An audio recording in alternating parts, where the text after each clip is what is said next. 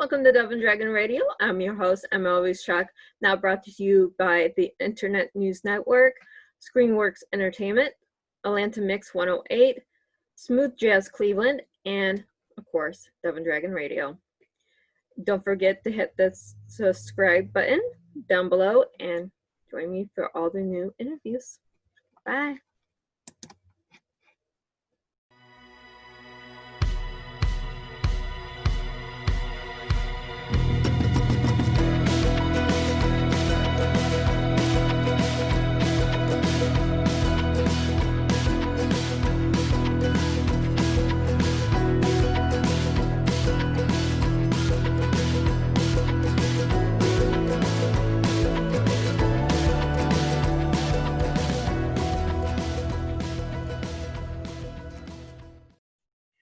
Welcome to Dove and Dragon Radio. I'm your host, M.L.Ruscsak. I'm here with Denise Turney.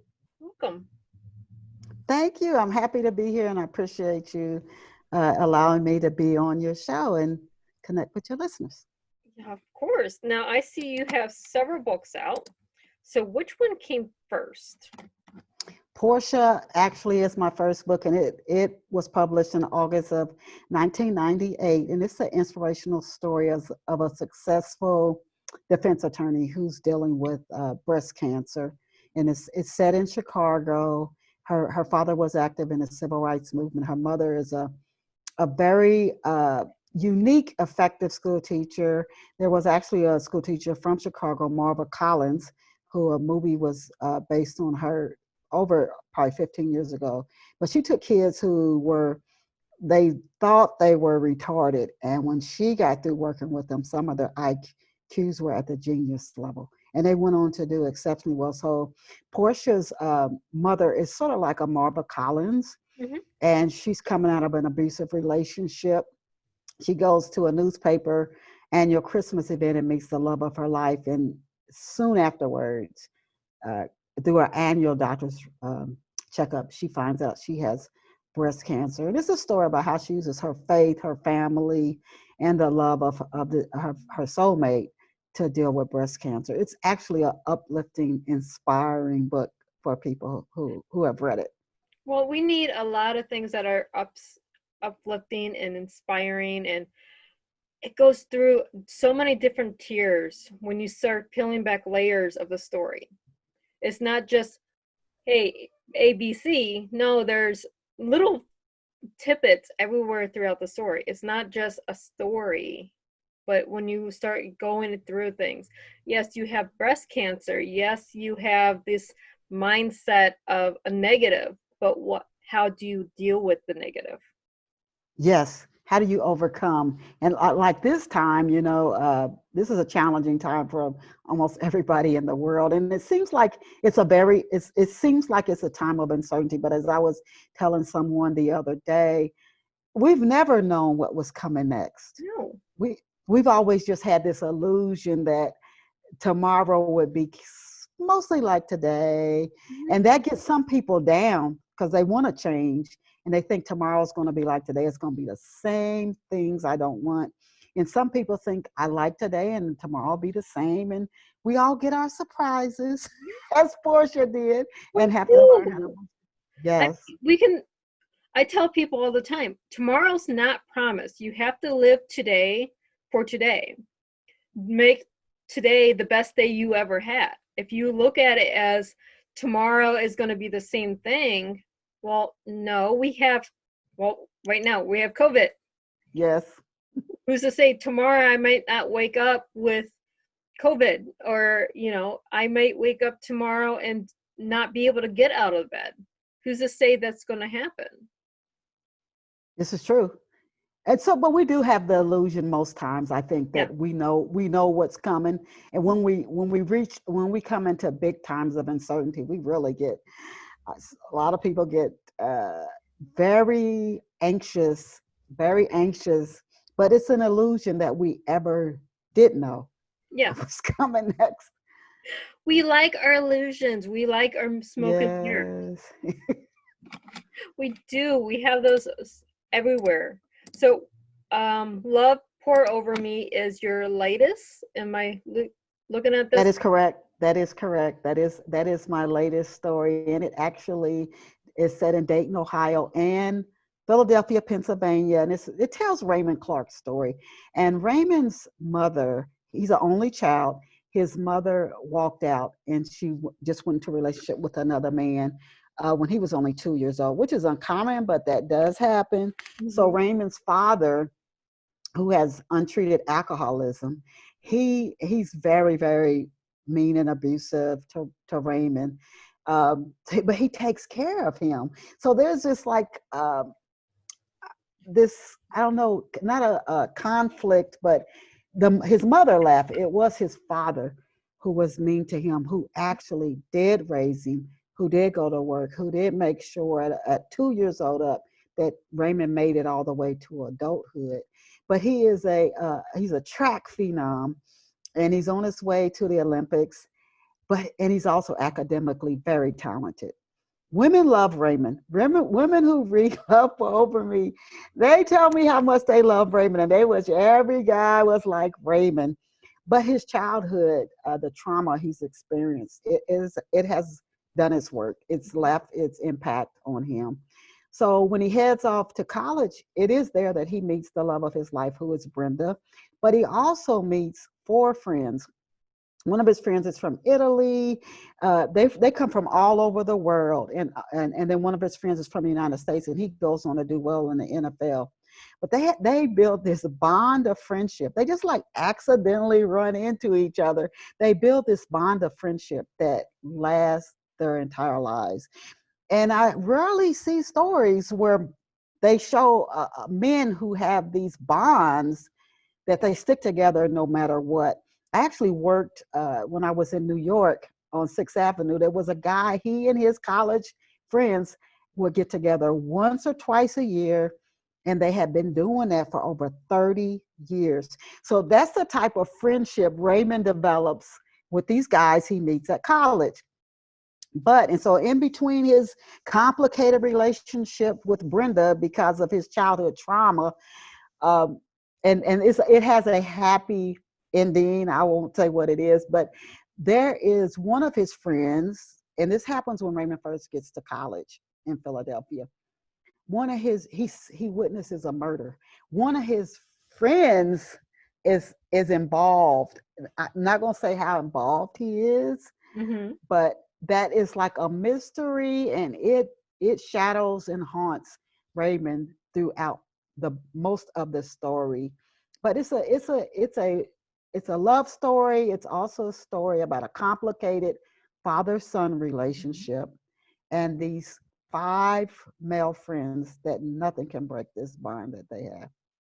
Right. You don't want to write a story that's just a simple Hallmark movie where you know what's going to happen before it happens. You want to write a story that leaves the readers wanting more, but Hmm. it also develops the character that you're writing about when you have multiple layers.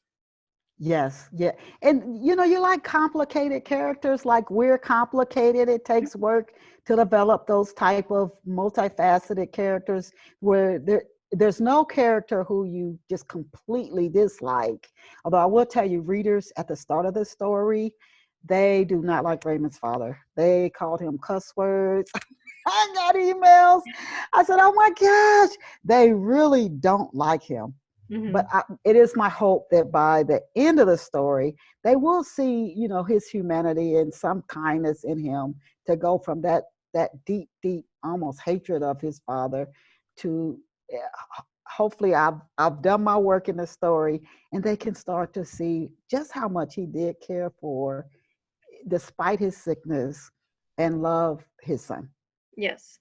I mean, we have this in today's society. We see the alcoholics, we see the abusive parents, but what's made them tick? Do they actually love their children, or do they just not know how to show love? Hmm. Hmm.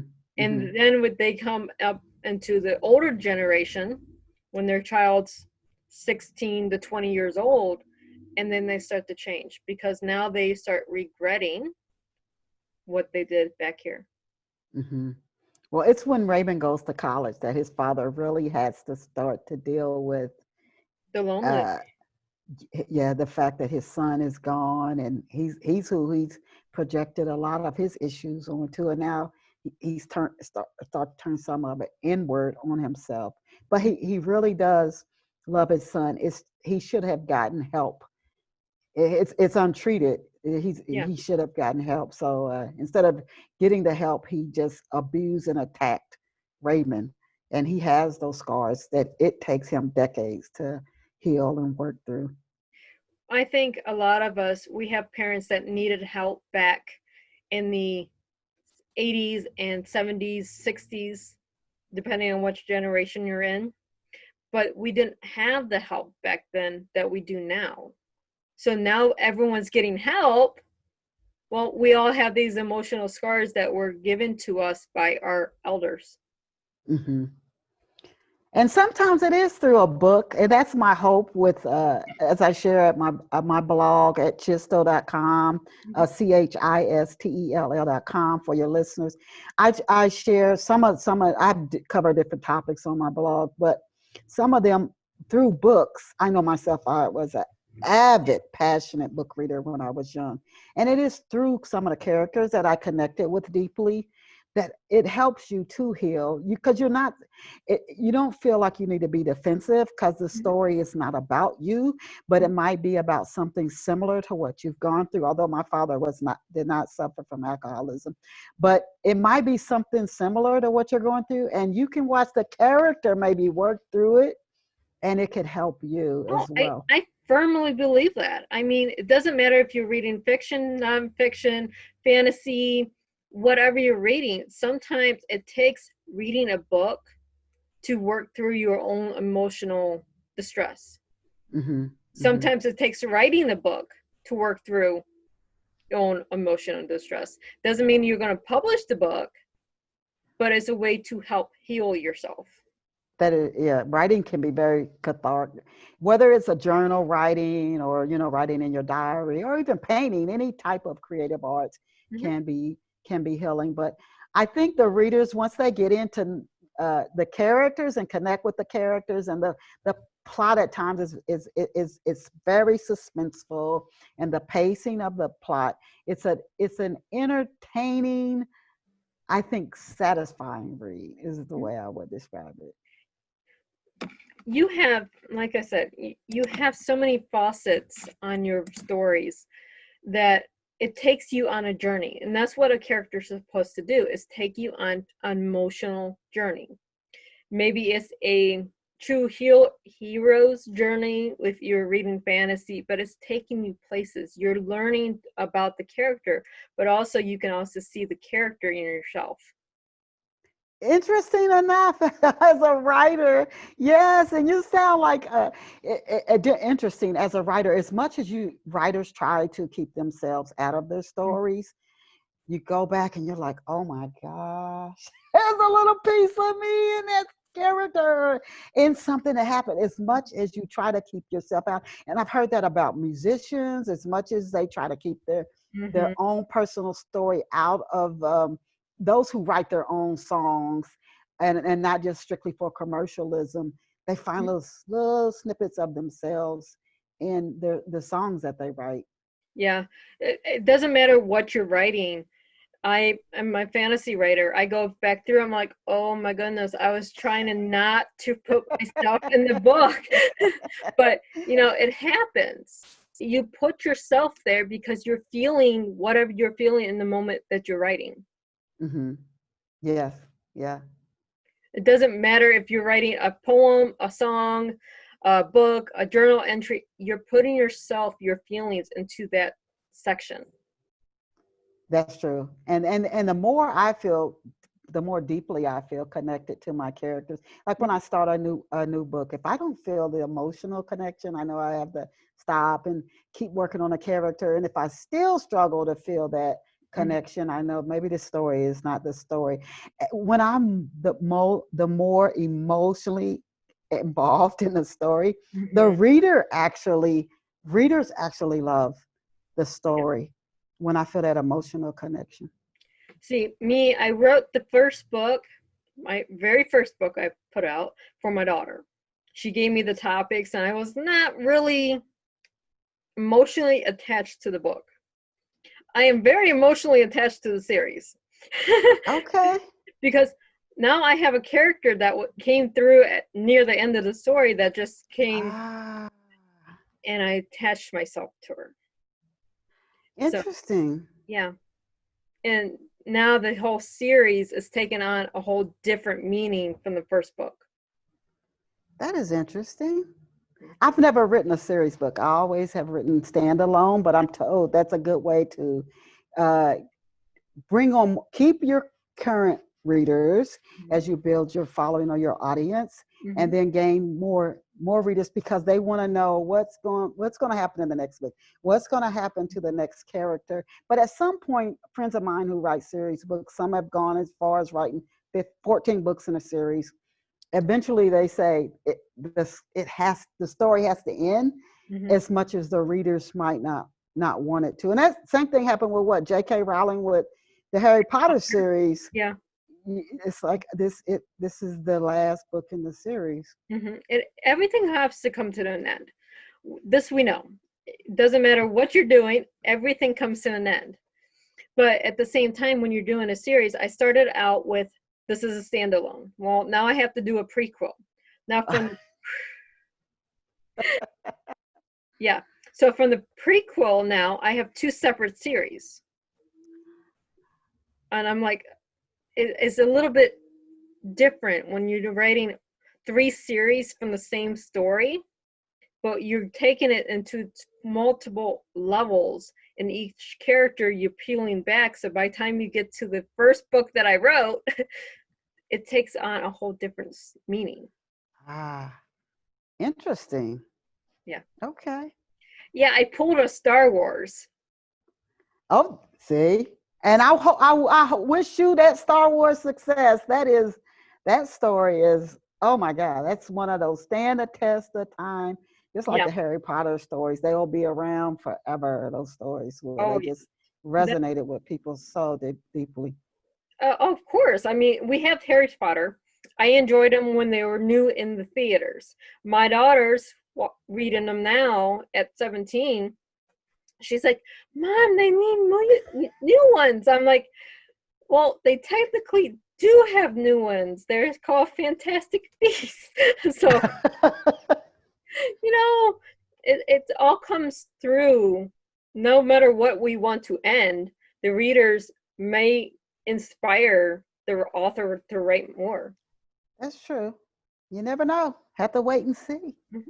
So what are you working on right now? I'm actually working on several books. God is Glory is a working title, and that's set in the 1940s. And I'm back in Chicago again, right around World War II in the 1940s. And she has just come up. She and her mother are having they see each other. She lives with her mom. They have an estranged relationship due to her mother dating these different men. And her mother, you got to keep in mind, in the 1940s, women back then, so her mother would have been born like around the 20s. Women thought, if I don't have a man in my life, I don't have a future. And that almost sounds so strange today, but that is the way it was. You could hardly get a job. I know I rarely, when I came up, rarely saw women driving. It was the man driving, pumping the gas, and a woman was in the passenger seat. It's so different now, but in the 40s, so her mother is constantly trying to a boyfriend, if she could get somebody to marry her. There's no other options. So she doesn't respect that in her mother as a little girl. And some of the men, they're just troubled. So they live together, but they have an estranged relationship. So one of Gada's boyfriends, he's gone to Chicago, and he really encourages her to come up there. She does. And when she gets there, she finds he also has another woman, which she is not going to put up with. But she's too far from home. She doesn't want to go back to Memphis. And so she thinks, well, what do I do? She just starts to put the pieces together on her own. And due to people that she meets by happenstance, she actually goes on to become a woman gangster. And she's involved in the numbers game, which is something that back in the 40s, even now, women don't do those things. the story revolves around her, and she is one of the only ones to make it out of the game. And I think she only does one stint, a short stint. No, she doesn't. She never goes to jail.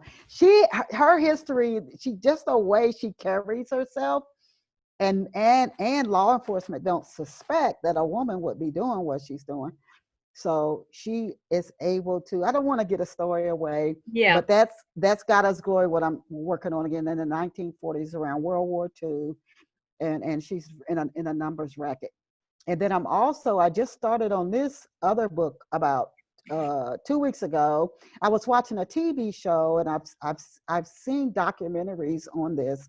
Mm-hmm. It's going on right now around the globe, and I wanted to put more exposure on it, and also in America, and maybe every city in America. I know it's really bad in Atlanta, and I forget what the city out west is, the number one city that they use to bring people in for this, but it's sex slave trafficking. Mm-hmm. And it's young women, young girls and women and boys, but predominantly girls and women, and as young as like 14. I don't know if that's the average age, but it's under the radar.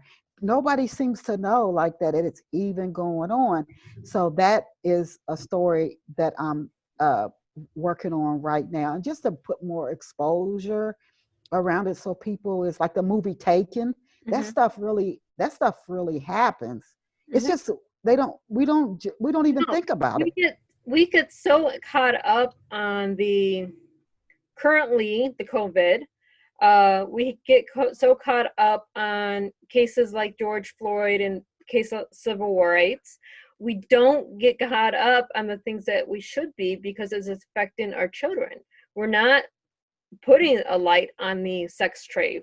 We're not putting lights on the kidnappings.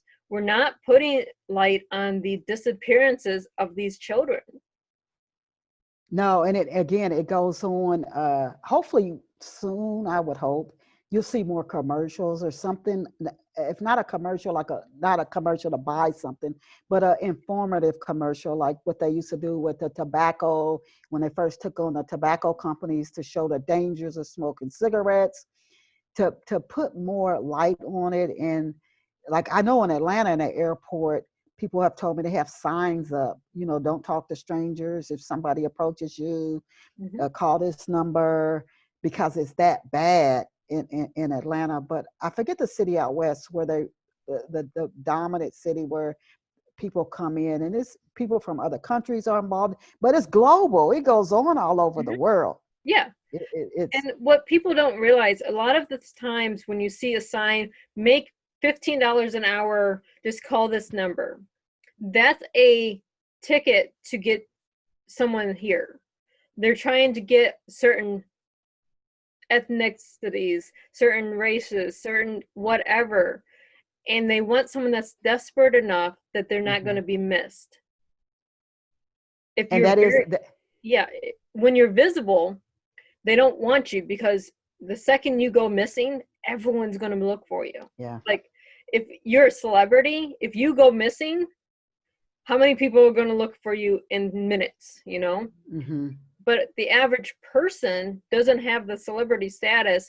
They want you because why? You have maybe 10 people in your family that's going to miss you. And that's a good point. But modeling, that's another one. That's a modeling opportunities, they might tell you, because they're trying to attract the young girl. You have modeling opportunities. That's one. Or to get into acting, something that they think a person at age would be interested in, and dog walking. There you go. Yeah, I've heard about one that was a dog walker post. Who doesn't like dogs? Let's go babysit a dog or go walk a dog. Everyone loves animals. This is true. And that's why you have to be careful and teach your children. Most of it, actually, the recruiting is done online. Oh, yes. A lot of this, we see this in social media. We see this on let's see, Pogo. Here's a true story for you. When I was 17, I was on the site Pogo. I was talking to someone. I will give you a plane ticket to, I think it was California. Now, right at the same time, I'm not getting on the plane at 17, but at the same time, my best friend was in the hospital. So I disappeared for 3 days. Okay. I took my car, which was in my mother's name, and I started driving to my friend who's in the hospital. And at the same time, they're going through my Pogo site, who I'm talking to, and they find the guy actually did send the plane ticket where I could pick it up at the airport, and I never did. I didn't know he actually did it, and I wasn't really too worried about it because I wasn't getting on the plane. Right. But they tracked him down. He was wanted in 6 counties for Oh my God. For trafficking and adoption and some other things. Wow. Yeah. So that's me. That's a personal story. That actually happened. If I would have got on that plane, who knows where I'll be right now, if I would even be alive. Wow. Oh my goodness. Mm-hmm. Well, I'm glad they caught him, and hopefully he's not able to do that anymore. Because of my Pogo site that he was caught. Yeah. That could be a blessing for a whole lot of other girls. Mm-hmm. That could be a blessing for a whole lot of girls that could have been stopped. But so that's what that story is. To I know when I first got here, where I'm at in the East Coast, that was one of the things coming from Atlanta I wanted to get involved with, was helping. And I mean, small cities, you wouldn't think it was going on. Just like with the Jeffrey Epstein story, who would think that a billionaire was doing that? Who's so connected to people in the royal family, people in politics, and who would think that this guy, he was very connected. You would think, oh, no, somebody like that would not be involved in that, and that he was. How many celebrities are connected to this now? How many politicians? How many actresses? How many, these are very connected people. These are very rich people. Why are they connected to this? You don't think about this, but there's a bigger picture there.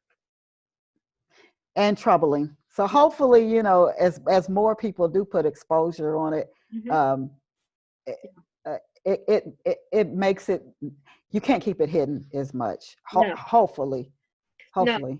I seen a post today on one of the social media sites. They can't take down the child for pornography. They don't know how, but yet we put a post on social media about some prescription for COVID, and they take it down within 30 seconds. Well, if you can take it down for this, why can't you take it down for that? What you're saying is, I don't want to take it down because I support this. And this is tactically saying, I support this, so I'm not taking it down. Yeah, that's not good. Mm-hmm. But it's the truth. When we have this out there, we have to shine a light on it. If you're not taking it down, then you're supporting it. If you're supporting it, then your whole thing needs to be shut down. I'm sorry. But we cannot support taking our children and selling them. We cannot support taking our children and using them in sex slaves. We cannot support this. Oh, no. Yeah, they should shut all those sites down. And some of the recruiters, they go through seemingly legit areas, or pose as a little kid, but yeah. And I know the government agencies do stop a lot of them, but and I also think parents too, teaching their kids about online safety, that's a big part of it, because you don't want your child to think, when kids are preteens or they just turned a teenager. Do you remember when you were first a teenager, you think you know everything? You just know it all, and your mom is dumb and your father is dumb, and they just old people and they just not with it anymore. So you have to educate your kids so they don't tell you, I'm going over my friend's house, but they're going to meet somebody at the mall, or you have to educate your kids so Yeah. they know are I'm aware. very thankful my 17-year-old, if she wants to go somewhere, mommy, can you drive me here? Because Ah, yeah, my daughter doesn't drive. So I'm very thankful for that. At the same time, if something's on her Instagram or whatever account that she's working on, someone asked her to show them her breast. I'm like, okay, let me step back for a second. What did you do? She was like, after I cussed them out, I blocked them and then I reported them. Like, okay, so I don't need to go into that whole thing. right. Like, you need to shut that stuff. No, she already took care of it because she knows that's wrong. Good for her. Mm-hmm. And good for you. Yeah, mommy mode says wants to jump in, go raw, but me being me, I take its breath, step back because I know my daughter. What did you do before I take care of it? Right. So, Good but for her. where can our listeners and viewers find you? You can find me online, and I encourage you to visit me at Chistel, CHISTELL.com. Again, that's CHISTELL.com. I'm on Facebook. I'm on Twitter, at DT Writers. Those are, and I'm on Instagram, but I'm mainly on Twitter and Facebook. And you can just look for Denise Turney. And any of my books, you can just do Denise Turney, Long Walk Up, my podcast, Off the Shelf, and I should come up near the top. I would love for you to get copies of my books and let me know how you enjoy the stories. I will try to. I have very limited time anymore to read, but you know, my to be read shelf keeps stacking up, and my I can. yeah. Any avid reader has a to be read book, and then the Yes. new books come out, and that just gets added on to it. But thank you so much for being on the show today. Thank you. And have a wonderful day. And for our listeners and our viewers, happy reading. Thank you. Thank you, Denise. Have a wonderful day. You too. Bye-bye.